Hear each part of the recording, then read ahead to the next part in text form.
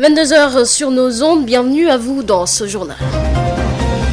À la une de l'actualité, affrontement entre forces de l'ordre et les populations des quartiers Nema 2, Kandialan.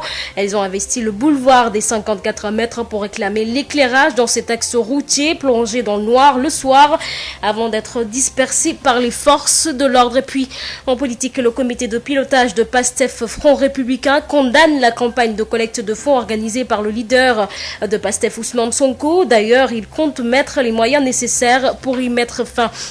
Montée des cas de contamination au coronavirus après Touba. Le khalife général des Mourides étend ses recommandations dans la grande mosquée de Massalikul Jinan. La guerre sanitaire doit être renforcée.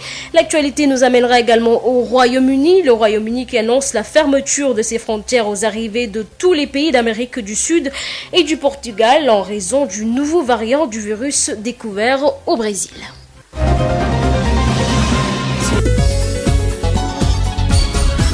Aïssatou Gueye-Ba. Merci de nous choisir pour vous informer. L'actualité que nous débutons avec cet affrontement qu'il y a eu lieu entre forces de l'ordre et les populations des quartiers Nema 2, Kandialan. Elles ont investi le boulevard des 54 mètres pour réclamer l'éclairage de cet axe routier plongé dans le noir le soir avant d'être dispersé par les forces de l'ordre. Ignace Ndeye. La marche des jeunes des quartiers Nema de Kandialan, Kenya, ce mardi en début de soirée, s'est transformée en émeute de l'électricité.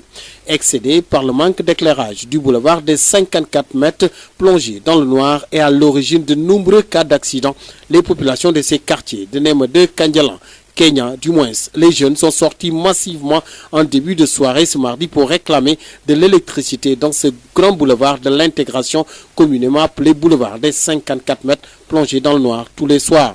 Pour ne calciner lacrymogène, les affrontements entre jeunes de ces quartiers et forces de l'ordre ont imprimé une tension telle que les populations même du quartier Nema 2 avaient du mal à respirer, même de chez elles. De l'éclairage dans ce boulevard des 54 mètres, c'est ce que réclament ces jeunes qui ont déversé ce mardi toute leur colère dans ce boulevard. Oui, nous réclamons l'éclairage public parce que au niveau de rond-point jusqu'à Kandialan, les lampes ne s'allument pas. Mais maintenant, nous on voulons qu'ils nous allument les lampes. Bon, pour nous, on ne venait pas de faire la violence, on est venu pacifiquement parce qu'ils ont entendu les échos partout, ils ont venu. Quand est-ce qu'ils ont venu avec leurs 2 véhicules. Pour eux, ils ont pensé que nous, on venait pour faire des catastrophes. Alors que ce n'est pas ça. Donc nous, qu'est-ce qu'on réclame? Pour qu'ils allument les lampes. C'est ça seulement. Chaque jour que j'ai fait, ici au niveau de la 54, tu vois des accidents mortels, des accidents graves. Ça, ce n'est pas le à cause de l'obscurité. Ça, ce n'est pas du tout le. Quelques arrestations de jeunes manifestants, ce qui est convenu d'appeler les émeutes de l'électricité. Eh bien, cette manifestation de ces jeunes a imprimé une situation plus que difficile ce mardi soir dans ce boulevard des 54 mètres. Les autorités municipales de Ziguinchor ont été d'ailleurs mises au banc des accusés par ces manifestants qui lancent un ultimatum aux autorités. Oui, jusqu'à lundi, comme mon frère l'a dit, jusqu'à lundi. Sinon pas allumé ça jusqu'à lundi, nous allons augmenter la cadence. Ziguinchor, Ignace Ndeye sur la femme. Ignace Ndeye et puis ce communiqué du comité de pilotage de PASTEF Front Républicain qui désapprouve la campagne unilatérale de collecte de fonds savamment organisée à un moment de pandémie par M. Ousmane Sonko et ses complices et antidémocratiques et insupportables. Ils dénoncent, ou plutôt leur conscience leur ordonne de protester contre elle et de s'opposer. Elle dénonce, ou plutôt le comité, il dénonce la poursuite de la campagne indécente de collecte de fonds par un groupe de mythomanes toujours à l'affût de leurs épreuves qu'ils utilisent pour alimenter leur fantasme hostile à l'évidence. Pour finir, le comité de pilotage exhorte les patriotes expatriés à l'unité et à la vigilance face à des marchands d'illusions qui sillonnent la diaspora éprouvée pour leur propre compte. Le masque est tombé. Monsieur Ousmane Sonko apparaît dans sa cupidité troublante. Et le comité encourage également les résultats visibles obtenus sur le front sanitaire, ce qui motive la reprise de la consommation et la remontée de la productivité. Un communiqué signé le comité de pilotage à l'une Raki Sall. Le bureau régional de la Fédération nationale des associations d'écoles coraniques s'insurge contre le retrait des enfants talibés et placés dans les centres d'accueil. Face à la presse, les maîtres coraniques n'accepteront plus de rencontrer les autorités car un document prenant toutes leurs préoccupations est entre leurs mains. Écoutons Dangoura Traoré, secrétaire général du bureau régional, au micro de Elhadj Moussatia. Le bureau régional de Dakar déclare, premièrement, le Sénégal étant inscrit dans sa constitution que chaque citoyen a le droit de choisir le type d'éducation de son enfant. Et le gouvernement doit l'aider dans ce domaine. Deuxièmement, la loi interdisant la mendicité cible-t-elle le talibé de Dara ou l'affligé ou le contraint?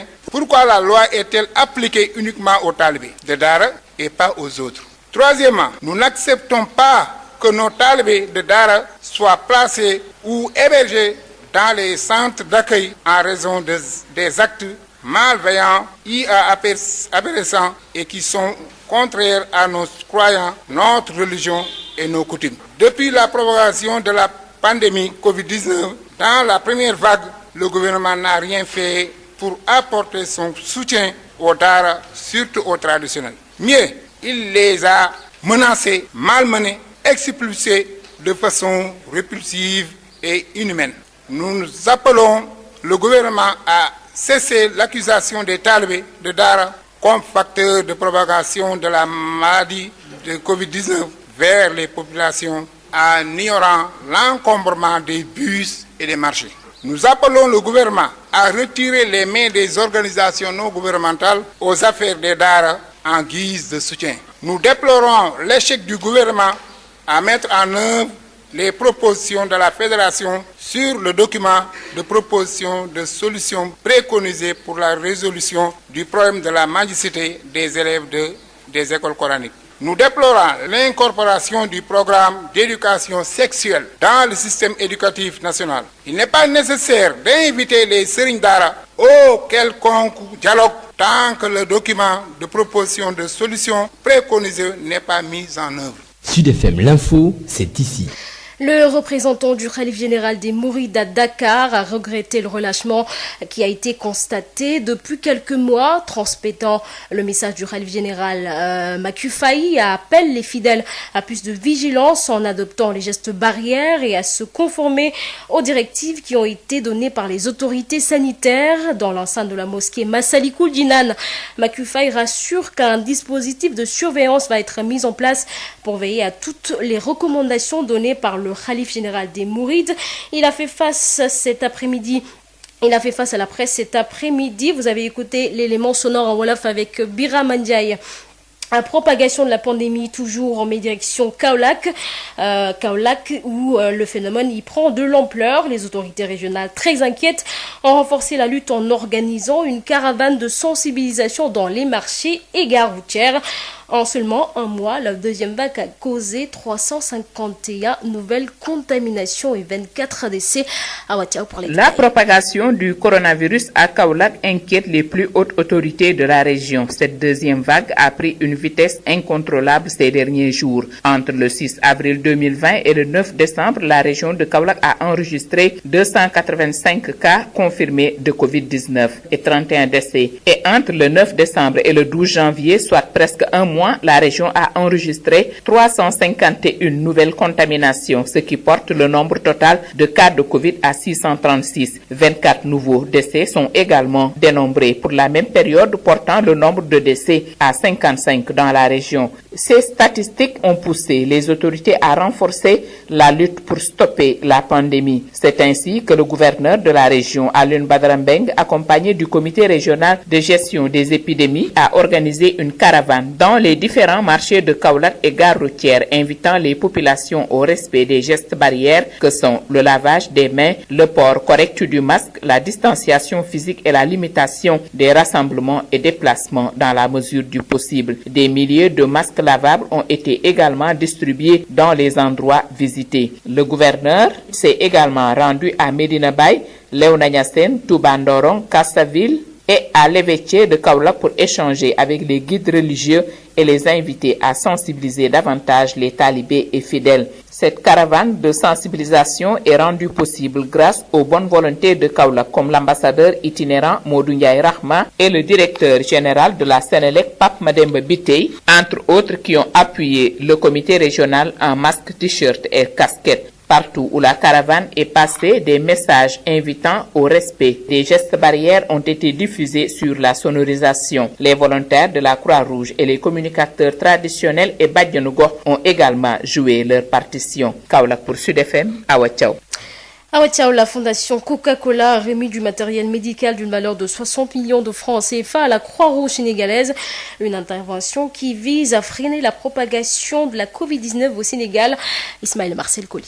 C'est dans le cadre de la croisade contre la propagation du Covid-19 au Sénégal que la fondation Coca-Cola a mis à la disposition de la Croix-Rouge sénégalaise du matériel médical d'une valeur de 60 millions de francs CFA, nous dit Emmanuel Médard, directeur général de la SOBOA. Un don de matériel médical pour lutter contre la Covid-19 pour un montant de 100 000 US dollars qui représente plus ou moins 60 millions de francs CFA. Ce don servira non seulement à mettre à disposition du matériel médical et de protection contre le Covid-19 à certaines institutions publiques, mais également de stimuler la sensibilisation au niveau communautaire. La cérémonie de remise du matériel a été une occasion pour Madame Bafouba, présidente de la Croix-Rouge Sénégal, de faire le bilan de la première vague de Covid au Sénégal. Le bilan il est satisfaisant parce que nous avons, grâce à nos partenariats au sein de la Fédération internationale des sociétés de Croix-Rouge et de Croissant-Rouge, pu accompagner l'État dans ses efforts pour la lutte contre la Covid-19. Nous avons pu mobiliser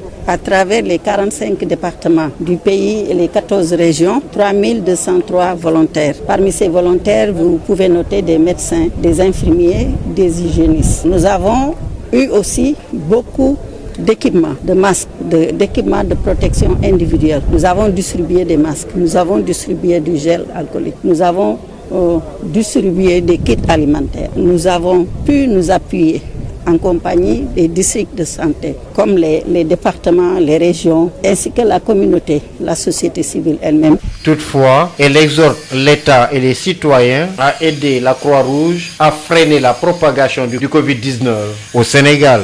Sud FM, un réseau au service des citoyens. Arfan et Ibrahima sont deux jeunes confrères officiants dans une radio de Kédougou. Les deux soutiendront être des adeptes de l'avancée du front agricole pour promouvoir la richesse et lutter contre l'insécurité alimentaire afin de donner un exemple aux jeunes.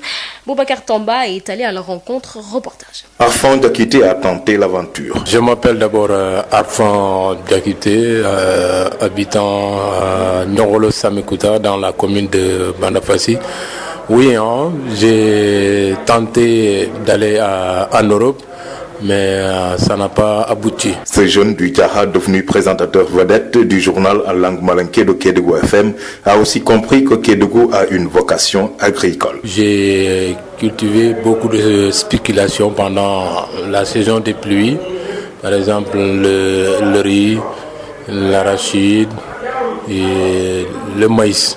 Tu as pu gagner quelque chose? Oui, alhamdulillah, quand même, j'ai eu quand même quelques rendements, je ne me plains pas, mais il y a beaucoup de difficultés quand même. Par exemple? Voilà, le manque de matériel agricole, voilà, d'intrants de qualité, en tout cas manque d'accompagnement de la part des autorités. Son ami Ibrahima Diabakhate excelle dans la contre-saison et il espère une bonne récolte. Je suis avec mon oncle Ousmane Diabakhate et mon ami Moussa Top.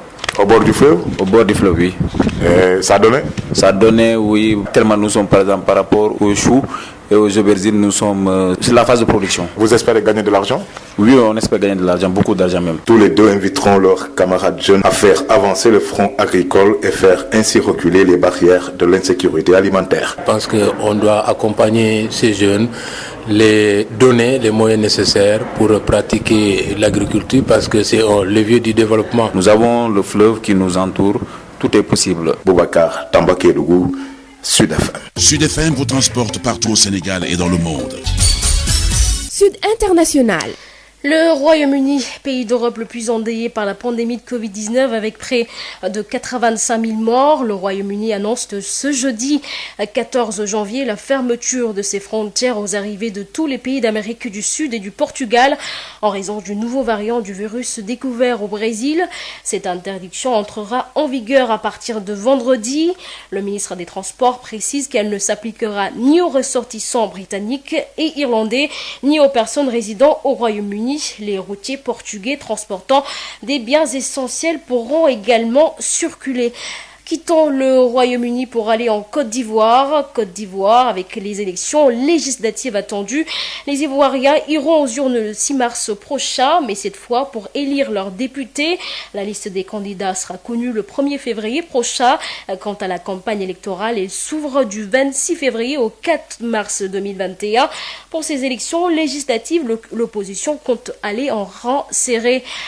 Correspondance en Côte d'Ivoire, Justin Assalé. Les choses semblent bien parties. L'opposition ivoirienne dans son ensemble a décidé de prendre part aux élections législatives du 6 mars prochain après avoir boycotté l'élection présidentielle du 31 octobre 2020 qui a vu l'élection du président Alassane Ouattara.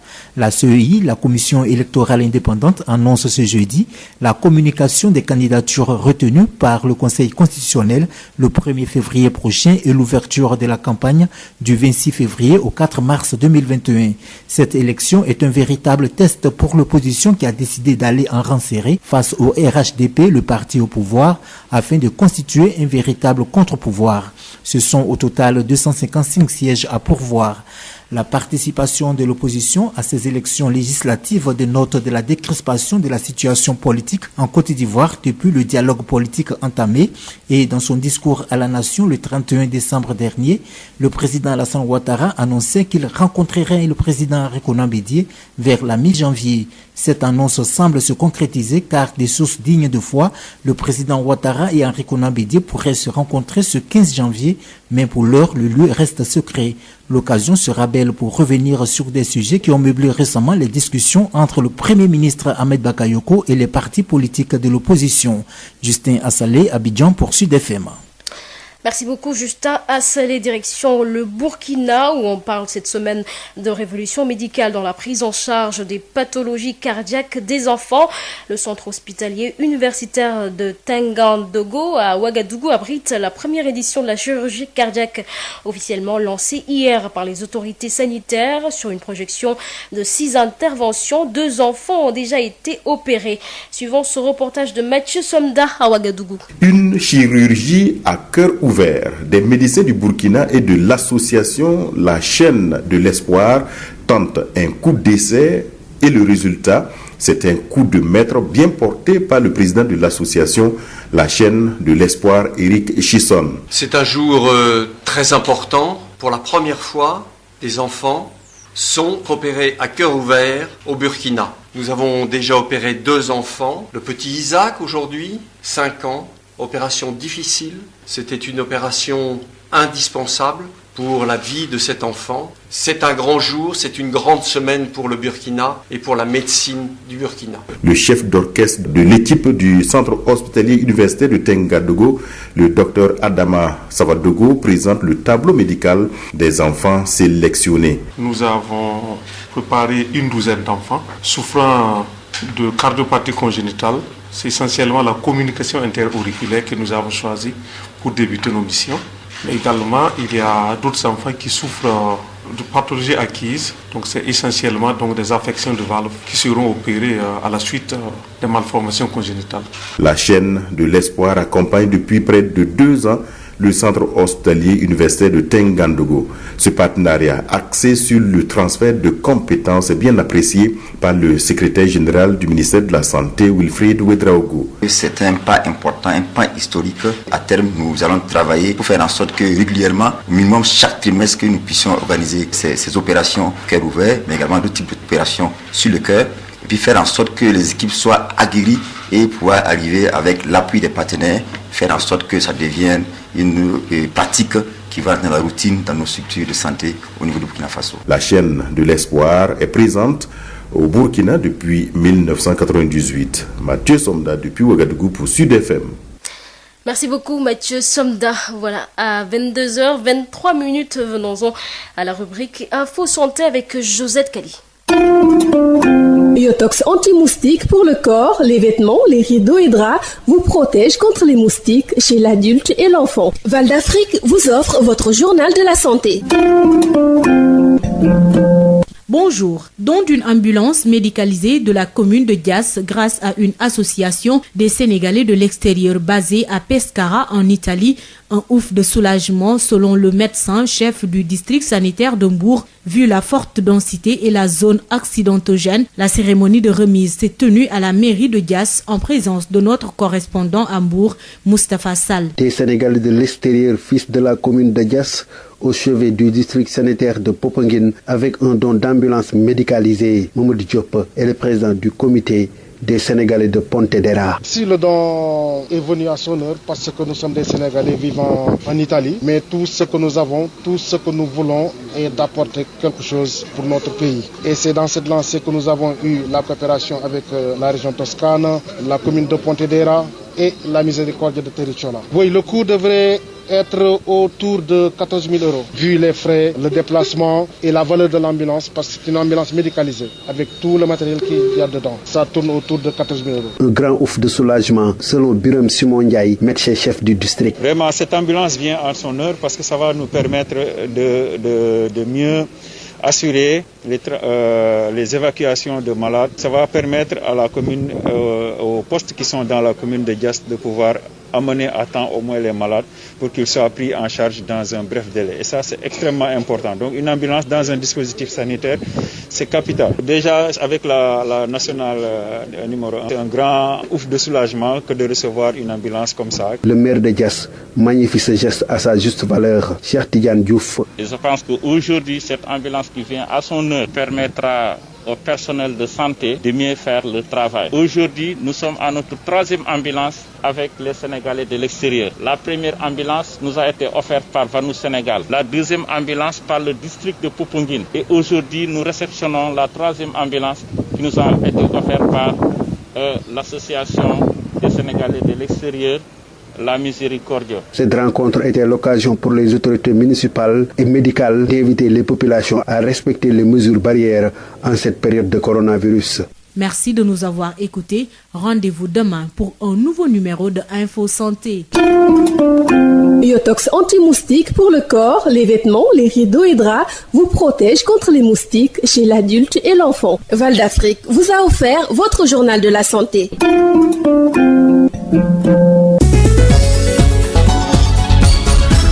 Aïssatou Gueye-Ba. Affrontement entre forces de l'ordre et les populations des quartiers Néma 2, Kandialan. Elles ont investi le boulevard des 54 mètres pour réclamer l'éclairage dans cet acte routier, plongé dans le noir le soir avant d'être dispersé par les forces de l'ordre. Et puis, en politique, le comité de pilotage de PASTEF Front Républicain condamne la campagne de collecte de fonds organisée par le leader de PASTEF Ousmane Sonko. D'ailleurs, il compte mettre les moyens nécessaires pour y mettre fin. Montée des cas de contamination au coronavirus après Touba, le khalife général des Mourides étend ses recommandations dans la grande mosquée de Massalikul Jinal. La guerre sanitaire doit être renforcée. L'actualité nous a également amené au Royaume-Uni. Le Royaume-Uni qui annonce la fermeture de ses frontières aux arrivées de tous les pays d'Amérique du Sud et du Portugal en raison du nouveau variant du virus découvert au Brésil.